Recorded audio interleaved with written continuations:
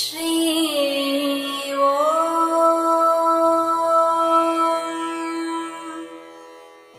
ஸ்ரீ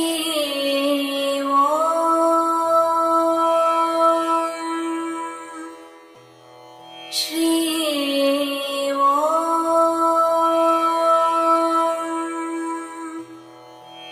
ஸ்ரீ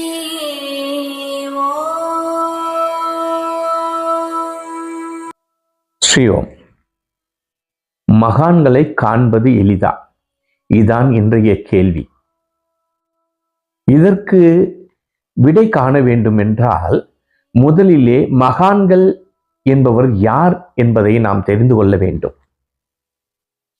மகான்களை பற்றி கீதையும் பாகவதமும் மற்றும் பல வேத நூல்களும் கூறுகின்றன.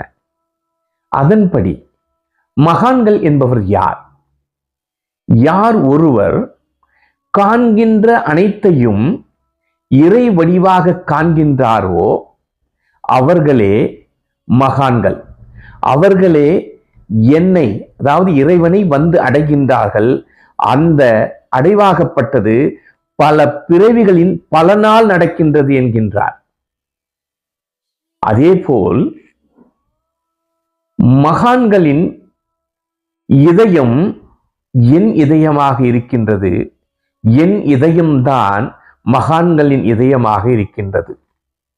அப்படி என்றால் மகான்கள் எதையும் அறிவதில்லை என்னை தவிர என்கின்றான் பகவான்.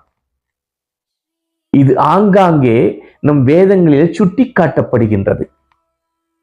இது எத்தனை பேருக்கு இது சாத்தியம்?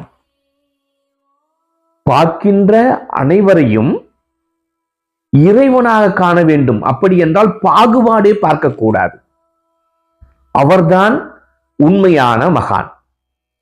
அதே போல் உலக சமாச்சாரங்களை பற்றி கவலையே படாமல் இறைவன் இறைவன் இறைவன் என்கின்ற எண்ணத்தை மட்டுமே யார் வைத்திருக்கின்றாரோ அவர்கள்தான் மகான் எனப்படுகின்றார்கள் அல்லவா?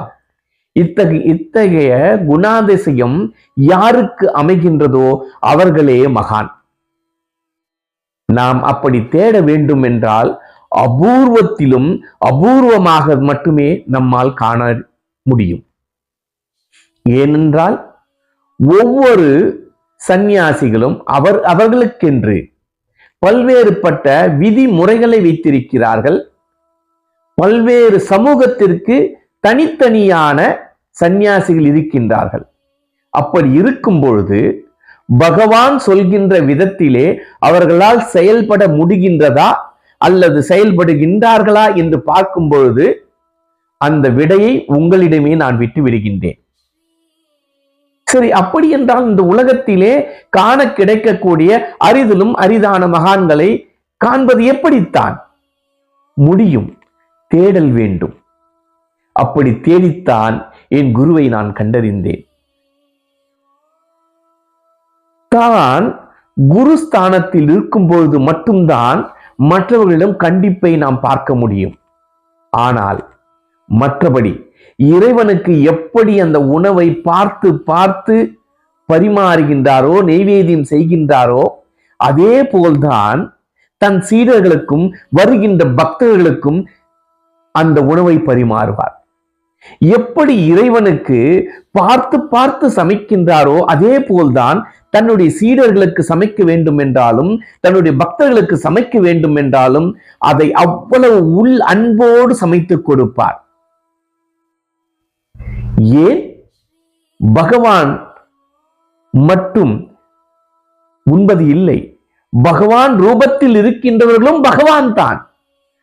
பகவான் உள் இருக்க, ஆத்மாவில் உறைந்திருக்க, நான் மனித உருவாக காண்கின்ற அனைவருமே பகவான் தான். பார்க்கின்ற ஒவ்வொரு உயிரும் பகவான் தான்.